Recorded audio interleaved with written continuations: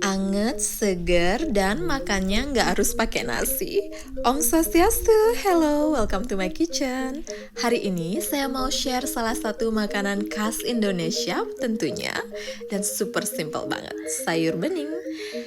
Pertama, kita geprek bawang merah, kencur, dan serai. Tambahkan air, masukkan bawang merah, kencur, dan serai yang sudah digeprek tadi. Biarkan mendidih.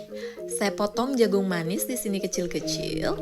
Lalu, tambahkan ke air yang sudah mendidih, masak sampai jagungnya benar-benar matang. Saya juga ada tambahkan bayam dan labu siam.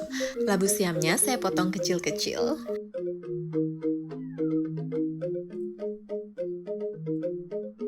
Masukkan labu siam, masak sampai setengah matang.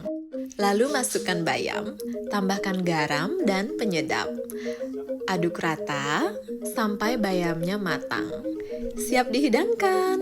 Biar warnanya lebih cerah, saya tambahkan cabai merah besar sebagai garnish. Selamat mencoba. Ini asli seger banget.